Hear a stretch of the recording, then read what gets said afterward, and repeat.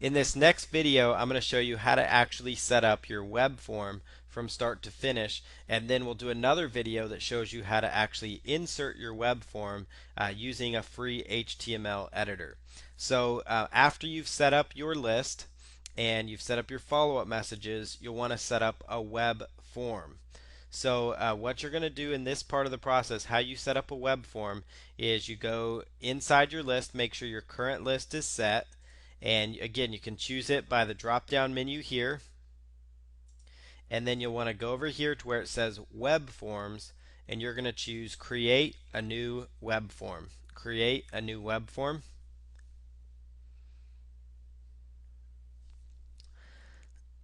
And what you want to do inside here is there's several different options you can do here. You can actually choose, there's popular templates, there is new templates. I generally will stick to like the popular templates just because those are more oftentimes more widely used, and you can choose how you want to integrate these.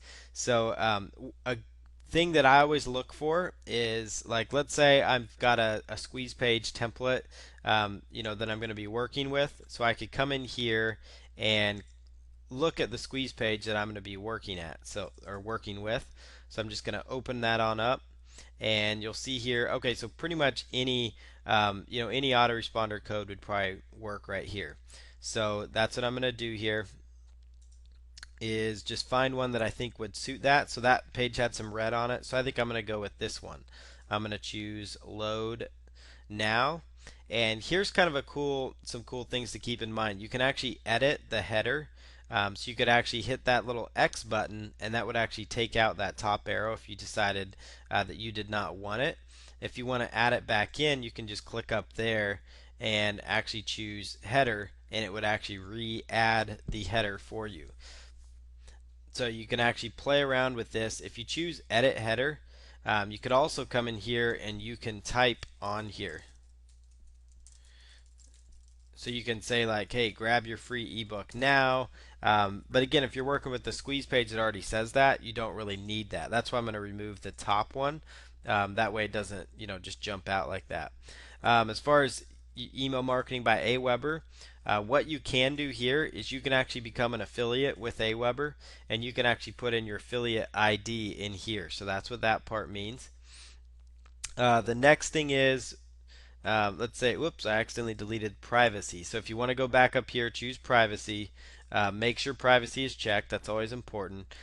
Email marketing by AWeber, we'll just hit the X and take that part out for now. As far as this button goes, some of the forms will actually let you type in, like, grab my free ebook, and you can choose if you want to do that. As far as edit goes, you can collect the name as full name, or you could actually choose first name right there. So I'd just type in first name, and that'll change the label right there. So we're going to choose save right in there. And now you've got, basically everything you need. You got your first name, your email. You could also just go with just an email if you wanted to. And you can choose that option right there if you wanted to do that. So again, it's very, very basic. If you want to add in a new field, you can actually go here, choose create new field, and let's say, for example, first name, or let's say phone number. You want to collect a phone number too.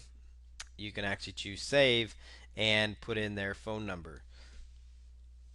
And you can actually set the input type as a text input, or as a select box, or a radio button, or a checkbox, or a text area, or you could even put in a date option so they could choose which date works best. But for right here, we'll go ahead and we'll just do text input, and we're going to go save.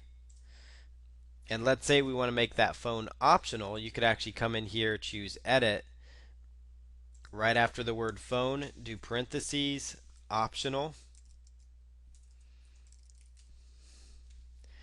and then choose save. And let's say we want to add our name field back in there. So you could choose full name and then choose save, or first and last name.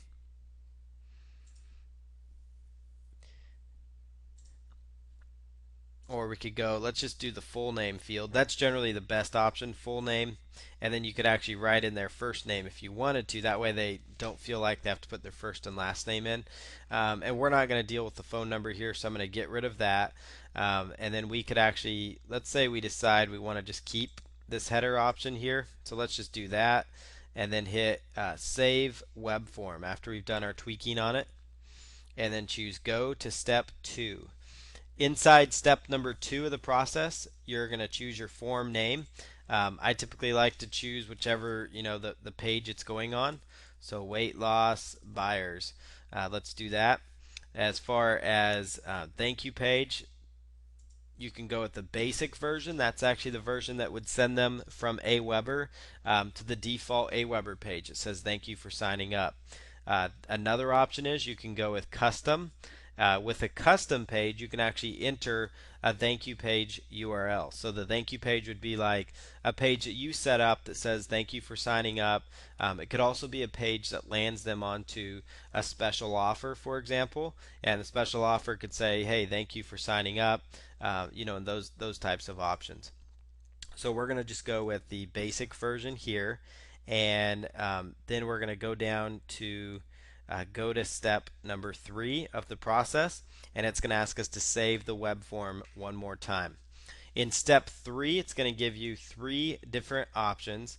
It's going to have AWeber host the form for you, which that's where you could actually link to a page that they actually have hosted for you. I will install my form. That's the option you'll probably end up using. Or if you have a web designer, you could actually email them the code and put in their email, put in your from name and email, and it would actually send it to your web designer. Most of the time you'll use I will install my form, and then there's 2 kinds of code. There's HTML and there's JavaScript, and we'll go over that in another video as far as how to actually install it. But that's actually how you go about setting up your web form, and I did go over some of the additional options as well when setting up your web form.